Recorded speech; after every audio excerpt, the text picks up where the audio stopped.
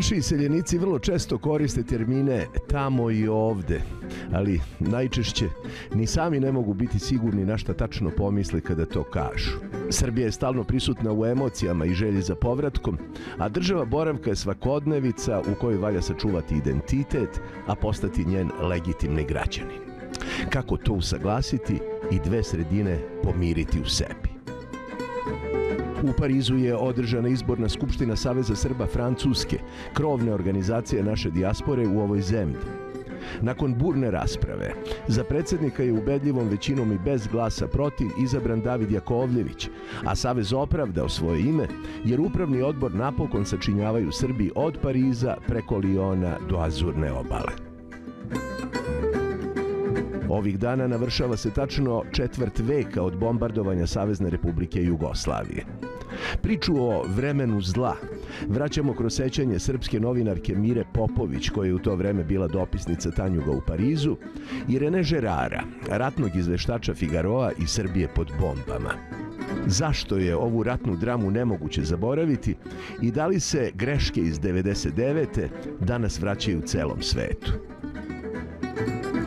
Mislite šta hoćete, ali mi preporučujemo svakako zadržite povratnu kartu.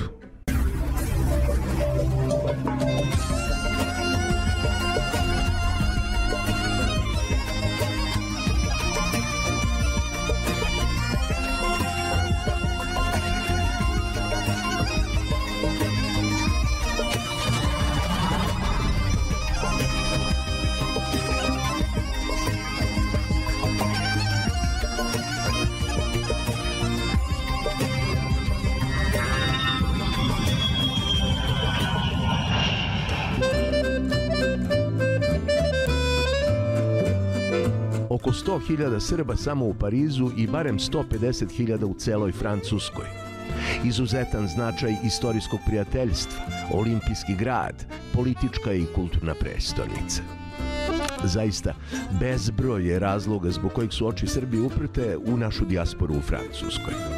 Zato i ne čudi što izborna skupština Saveza Srba Francuske, krovne organizacije naših iseljenika u ovoj državi, izazvala veliko interesovanje.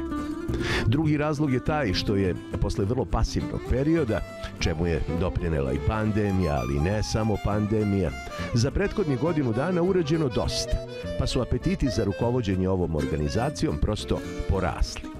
Tako i ne čudi što izborna sednica bila burna. I to od samog početka, kada je odlazeći predsjednik Đuro Ćetković izvestio kako su uočene finansijske nepravilnosti u poslovanju tokom perioda pre njega, koje će se dodatno istražiti. Mislim, ja sam sigurna da su i drugi ljudi zainteresovani da znaju 30.000 na šta je potrošeno za godinu dana. Najveća bura digla se oko funkcije novog predsjednika, za koju su se kandidovali predsjednik Saveza folklora Francuske Bojan Stefanović i dosadašnji potpredsjednik David Jakovljević. Stefanović nije bio saglasan sa izbornim pravilima statuta. Sa druge strane, bio je stav da se status, inače na snazi još 2015. mora poštovati. Vidno nezadovoljan, Stefanović je povukao inače usmenu kandidaturu i sa 3 pristalica napustio skupštinu, zbog čega smo njegovu izjavu potražili naknadno. Pa bilo je tu malo više razloga. Jednostavno, prvo moje pitanje je bilo način glasanja, ko ima pravo na koliko glasa. Onda sam dobio odgovor što i po statutima Saveza Francuske, da udruženja imaju na po jedan, eventualno 2 glasa ako su uplatili članarinu za 2 člana, što je po mome nemoralno. Sad ću da vam kažem zašto. Problem je u tome što folklorno udruženja, nijedno udruženje ne broji ispod 100 člana. I nije moralno da imaju 1 ili 2 glasa kao udruženja koji imaju 1, 2 ili 3 člana. A pa sa druge strane da gledamo isto mislim da bi bilo nerealno da folklor ima i 10 glasa po jednom udruženju, ne bi bilo moralno prema drugim udruženjima, tako da je meni to bilo nemoralno i zbog toga sam najviše povukao svoju kandidaturu za predsjednika Saveza Srba Francuske. Potom se pristupilo glasanju. Uz validan kvorum od 45 glasova, većinom od 43 člana, 2 uzdržana i bez glasa protiv, za predsjednika Saveza Srba Francuske izabran je David Jakovljević, tokom prethodnih godinu dana potpredsjednik Skupštine. Upravni odbor činit će dr. Tanja Milosavljević iz Kana, zamenik sekretara Aleksandar Pantelić, Sanjica Petrović iz Bordoa, zamenik blagajnika Nikola Grčić iz Pariza i dosadašnji sekretar Nikola Todorović do daljnjeg. Dosadašnji predsjednik Đuro Ćetković biće zadužen za odnose sa crkvom, a Petar Gojković za kapitalne kulturne projekte. Posebni odbori biće izabrani u nastupajućem periodu i uz džentlmenski dogovor da Jakovljević za narednih godinu dana reši nagomilane probleme, nakon čega će se održati nova skupština. Novo lice Saveza Srba Francuske već se uočava.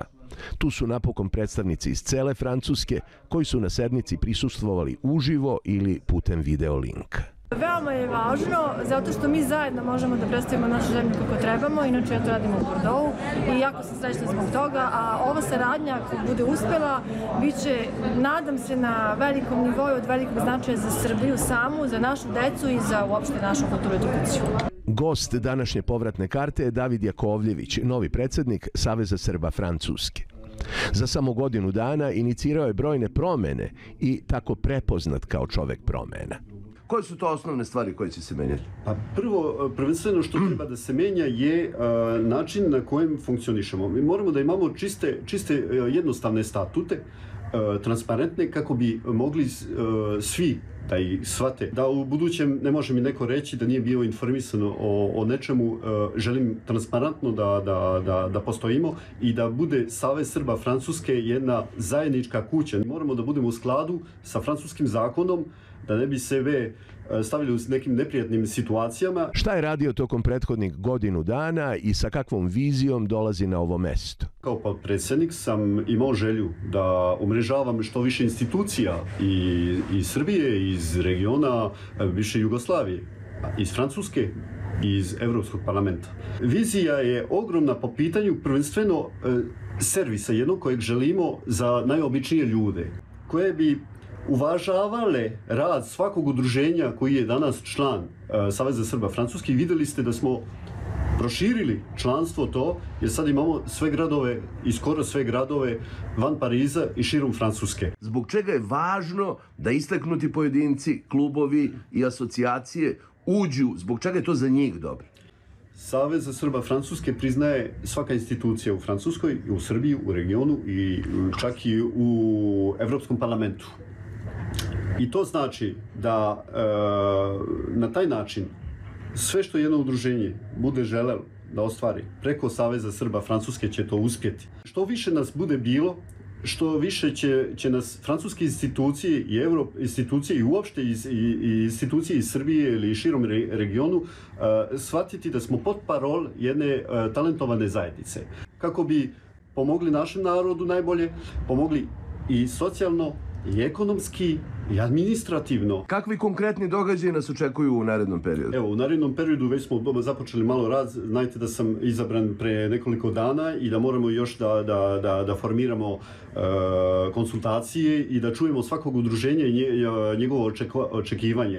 Organizujemo jednu konferenciju sa ljudima iz Francuske, iz Srbije i pričat ćemo o NATO agresiji. Naprimjer, 20. aprila u 11 sati će se održati na Podolju ovdje u Parizu pred mnogim gostima iz Pariza, poslanika, senatora, naših udruženja i nadam se što brojnih ljudi. Održat će se jedan pomen na žrtve holokosta, fašizma, inače jasenovačkih mučenika tokom Drugog svjetskog rata.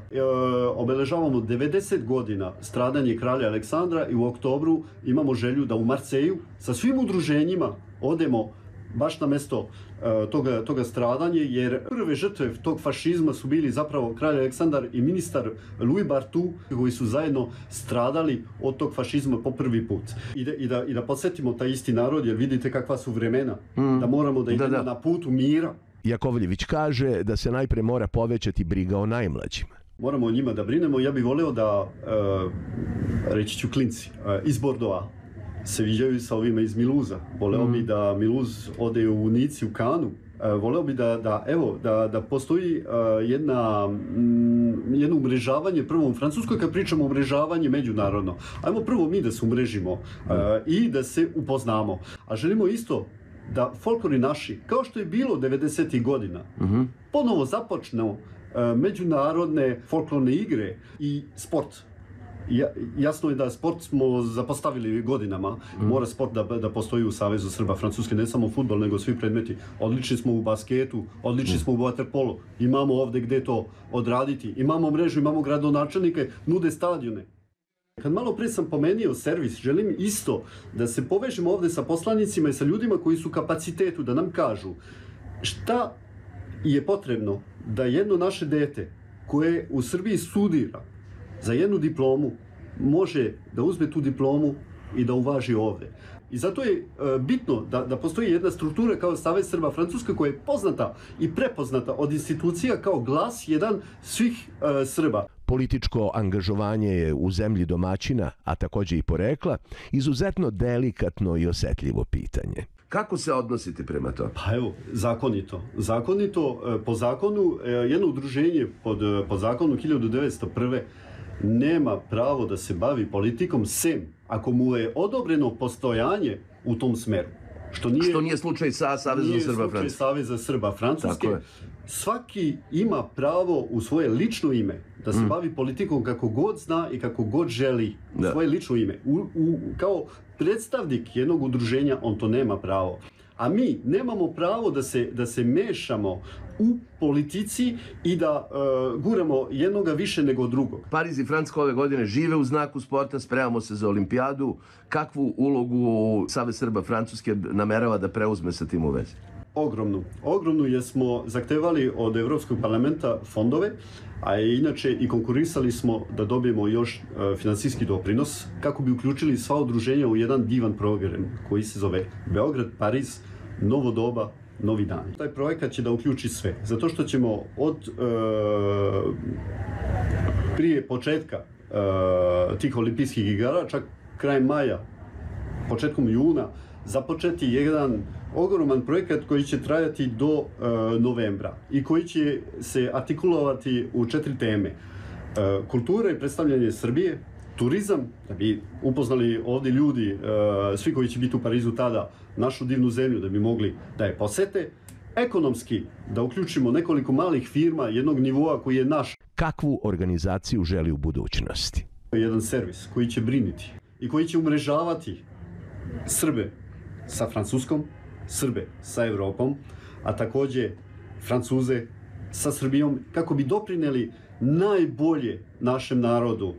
Opet se vraćam, ekonomski, turistički, socijalno, a najbitnije u svemu tome, naš obraz i sliku Srba u Francuskoj. Vostani Srbije, vostani carice, daj čadom tvojim vide tvoje lice. Na kraju izborne skupštine, a po prvi put od kada se ovamo doseljavaju, Srbi Francuske su usvojili i svoju himnu. Daj njima čuti slatke tvoje glase. Na stihove velikog srpskog prosvetitelja Dositeja Obradovića, koji je i sam bio dijaspora, muziku Vartkesa Baronijana, uz a kapela izvođenje Madame Piano i na poklon autora ove emisije, stajali su mirno uz Vostani Serbije. Davno si zaspala, u mraku ležala. Koliko himna, toliko i poziv da pokažu svoje najlepše lice. Postigni svoju kraljevsku glavu, da te sad pozna zemlja i more. Pokaži svetu tvoje krasno lice, svetlo i vedro kako vid danice. Vostani Serbije, davno si zaspala, u mraku ležala, sad se probudi. Vostani Serbije, davno si zaspala, u mraku ležala, sad se probudi. ležala, sad se probudi.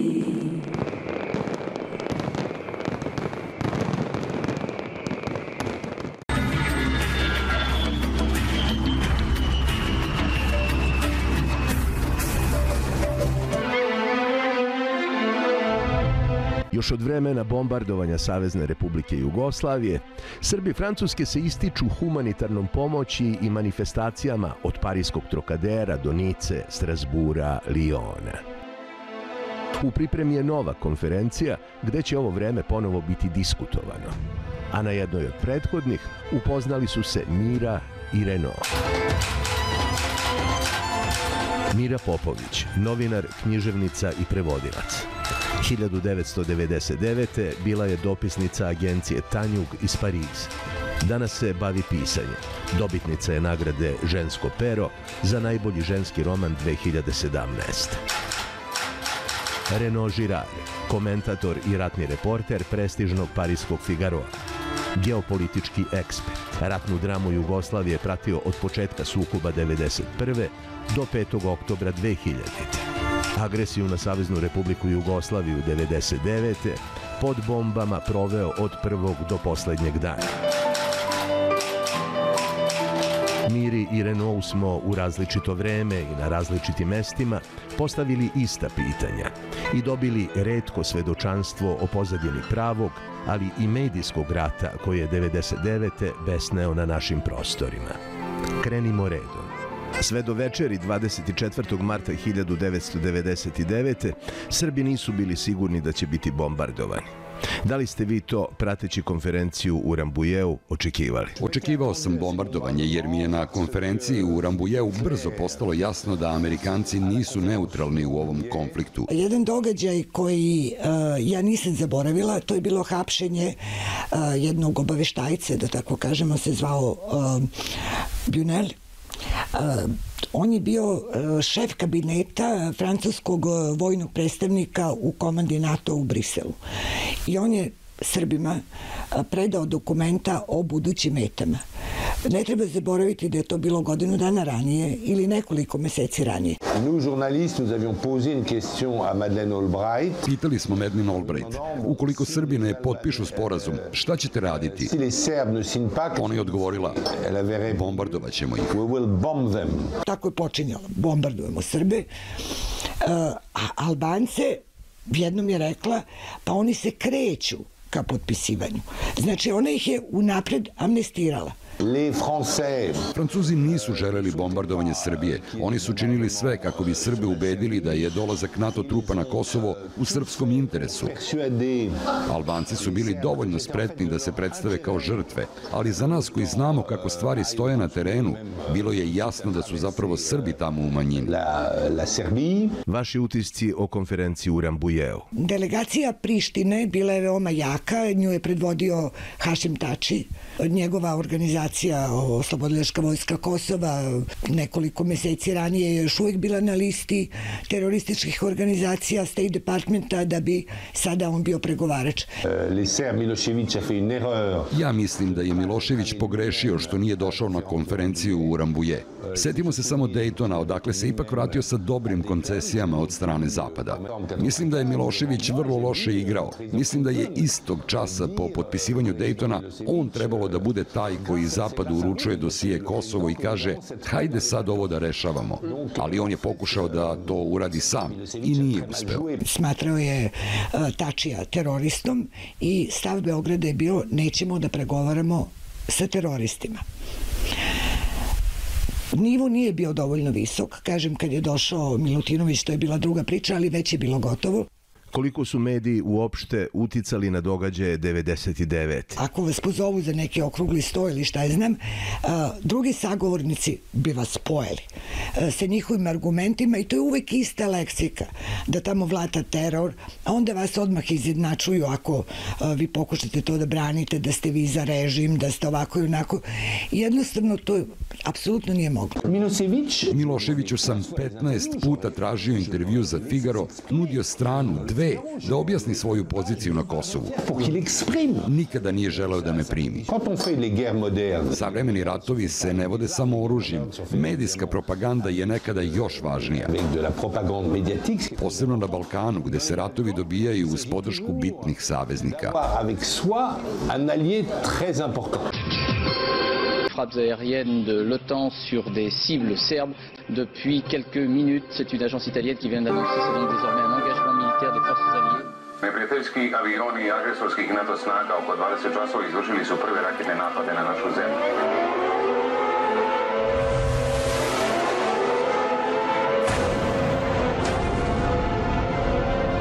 Pažnja, vazdušna opasnost za Beograd. Pažnja, vazdušna opasnost za Beograd. Beograđani, ako znate da ponovimo, isključite struju, zatvorite gas, zatvorite prozore, spustite roletne, pomerite zavise, ponesite pripremljene stvari i lagano se spustite u svoja skloništa i zaklone.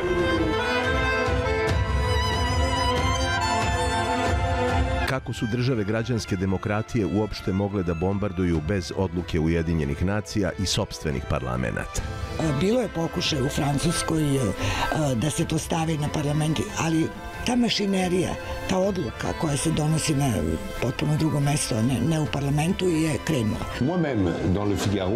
Ja sam u Figarou žestoko kritikovao tu akciju NATO pakta kao ilegalnu. Nisam se ustručavao da kažem da je to fijasko.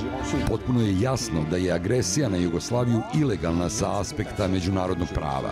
Niti su poštovane Ujedinjene nacije, čak ni član 5 NATO koji dozvoljava samo defanzivne ratove. Jugoslavija nikoga nije napala. Šta je Zapad, barem zvanično, želeo da stvori od Kosova? A šta se u realnosti dogodilo? Clinton je rekao, cilj je multietničko i pacifičko Kosovo. Ne samo da ništa od toga nije ostvareno, nego je Kosovo postalo narkocentar i regrutni centar za džihadiste. Hub de trafic de drogue et un centre de recrutement pour les djihadistes.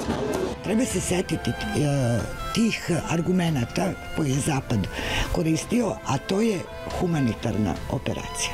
Gotovo je nastrano, kad pogledate da su to bombe, da one imaju neku ulogu humanitarnu, a postoji mogućnost koja nije istrpljena, da se sukob reši pregovorima, političkim putem. Bombe da mogu da budu humanitarne svrhe bacane, pogotovo ako su sa obogaćenim uranijom, pogotovo ako su kasetne, koje su zabranjene i tako dalje. Humainement, j'étais aussi très frappé un jour parce qu'on nous dit que l'OTAN a bombardé l'aérodrome de Niš. Bio sam jako pogođen, pošto sam video prizore nakon bombardovanja Niškog aerodroma. Bilo je proleće, stari seljaci su obrađivali svoje bašte i izginuli od kasetnih bombi, koje su, kao što znate, zabranjene svim međunarodnim konvencijama. NATO je ponovo lagao, poričući da je bombardovao išta sem aerodroma. Ja sam šokiran, sa mobilnog telefona diktirao Figarov članak, gledajući leševe seljaka koji su do pre nekoliko trenutaka obrađivali svoje bašte u predgrađu Niša. Čega ćete se posebno sećati kada pomislite na ratnu dramu 99. Je me souviens qu'il y avait eu un moment... Sećam se tragedije kada je 115 albanskih seljaka pobijeno u vazdušnom napadu. Jimmy Shea je istog časa pred 1000 novinara optužio jugoslovensku armiju i zle Srbe za taj masakr. Interesantno je i da niko od novinara nije pitao kako to da je Shea 3 dana ranije rekao da je jugoslovenska avijacija potpuno uništena i sada tako uništena bombarduje. Ja sam otišao na mesto zločina i našao jedno rasprsnuto parče sa serijskim brojem i fabrikom u kojoj je proizvedena. Sa satelitskog telefona pozvao BBC i čitao im referenci sa tog parčeta. Tada su oni priznali svoju grešku i rekli da je teško kontrolisati kada bombardujete sa 5000 metara visine. Ovde su jako teško prolazile, da ne kažem baš obavezno istine, ali istina nije uvek ni crna ni bela, ali nešto što bi napravilo balans. Vladimir Volkov, koji je francuski pisac, on je u toj svojoj knjizi koja se zove Dezinformacija, flagrantni delikt, sve rekao, baš o Kosovu. On nije ni prosrbin, on je bio jednostavno za jednu pravdu. I on kaže jednu veliku istinu. Ako je nešto moglo da prodre, to je moglo da dođe samo od nekoga koji je imao jedno mesto, jedno ime. Verujem da će kada bombardovanje i agresija prestanu biti vrlo lako nastaviti politički proces. Istakao je pored ostalog predsjednik Slobodan Milošević. Kako gledate na bombardovanje radiotelevizije Srbije? Bio sam šokiran bombardovanjem radiotelevizije Srbije, posebno zbog žrtava, među kojima se nalazila i jedna ekstremno simpatična osoba koju sam poznavao. Ona me je puderisala pred intervju koji sam dao RTS-u. Bez sumnje je bilo ljudi koji su obavešteni da će NATO bombardovati RTS, ali to je jednako neoprostivo. Ja sam bila na konferenciji za štampu u Kedorseju kad smo postavljali ta pitanja oko meta i šta je sve gađano. Jedna od tih meta tragičnih bio RTS. Odgovor koji smo dobijali kao novinari bio je više nego ciničan. A ja mislim da se to opet kuvalo u NATO-u. Tako da su te stvari nazivane recimo legitimnom metom ili kolateralnom štetom. Sve je bilo propaganda. Svi političari, Bill Clinton, Tony Blair, svi su oni bili zapravo jedna propagandna mašina. To se lagalo 100 na sat, mislim, to se nije moglo više ni demantovati, nije se imalo vremena. Ce qui m'avait beaucoup choqué, c'était les bombardements de Novi Sad, vous voyez. Posebno me je šokiralo bombardovanje Novog Sada, koji se nalazi na severu Srbije i koji nije mogao da ima ništa sa time što se događa na Kosovu. Čim je srušen Novosadski most, pozvao sam svog prijatelja Dominika de Villepena, koji je tada bio generalni sekretar Jelisejske palate, i pitao ga konkretno: hoćeš li ti da zaustaviš ovo ludilo? Dominik de Villepin, et je lui ai dit, est-ce que tu les arrêtes? Slušao me je pažljivo i istorijski podaci govore, predsjednik Chirac je samo dan kasnije stavio veto na bombardovanje beogradskih mostova. Le président Chirac mettait son veto. Šta neću zaboraviti kad je u pitanju bombardovanje? To je bila konferencija za štampu šefa generalštaba francuske vojske, Kelša. I onda je Kelš rekao: naši protivnici su jedna disciplinovana, fantastično obučena, strašno spretna vojska i mi na to nismo računali.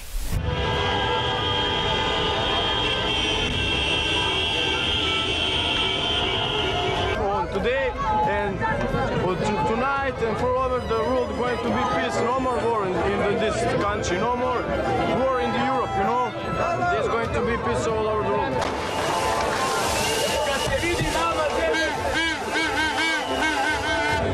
Kako vidite posledice bombardovanja? Konsekvence su za Srbiju bile jako teške. Setite se samo bombardovanja hemijske industrije u Pančevu, bombardovanja osiromašenim uranijumom. Konsekvence za Kosovo počelo je osjećajem da su oslobođeni od Zapada, a danas nisam siguran da UČK ne regrutuje vojnike za Irak. To bombardovanje je jako pogodilo neke evropske zemlje poput Italije, Mađarske, Španije. Nismo istrpeli diplomatska rešenja do kraja i to je ozbiljna greška. Bez ikakve sumnje, dobrim delom zahvaljujući Madeleine Albright, koja je bila prosto bolesno antisrpski nastrojena. Dû à Madeleine Albright, qui pour une raison qui m'échappe, était maladivement anti-serbe. Danas kad vi pitate, ja sam imala prilike da intervjušem Solanu, što bi rekao Marquez mnogo godina kasnije. On je izbjegavao konkretne odgovore na ta pitanja. Da li je bombardovanje Jugoslavije i Evropi donelo konsekvence nakon što je duh unilateralnog odcepljenja pušten iz boce? Kako to da su se Amerikanci odjednom zainteresovali za Kosovo, iako najveći broj njihovih senatora i generala pojma nije imalo gde se to uopšte nalazi? Niti su imali pojma o istoriji na Kosovu. Ja mislim da je to bio način da stave nogu u Evropu. Mi smo tada počeli da pravimo zajedničku valutu. Jasno je da je greška NATO pakta 1999. ohrabrila akcije unilateralnog separatizma. Pogledajte samo Španiju.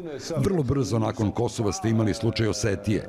Oni su, podržani od Rusa kao što je Kosovo podržano od Amerikanaca, rekli nismo Gruzijci i izašli unilateralno.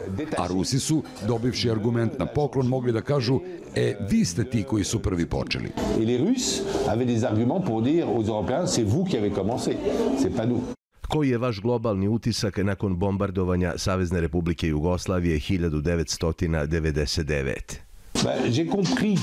Shvatio sam da propaganda nema nikakvog respekta za istinu. Shvatio sam i to da neke novinare možete ponekad voditi kao jato riba, nesposobne da sami prosuđuju, da ih možete šetati od jednog smera u drugi.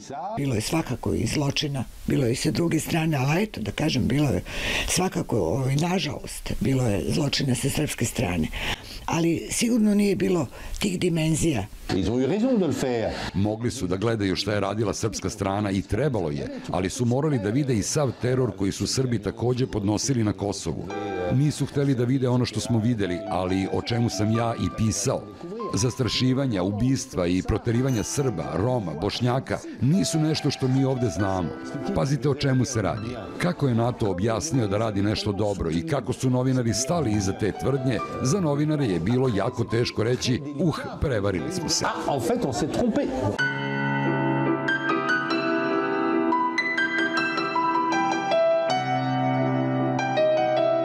Svi se mi sećamo šta se desilo 2004. godine, kad je bio pogrom Srba, kad su bili spaljene crkve, manastiri.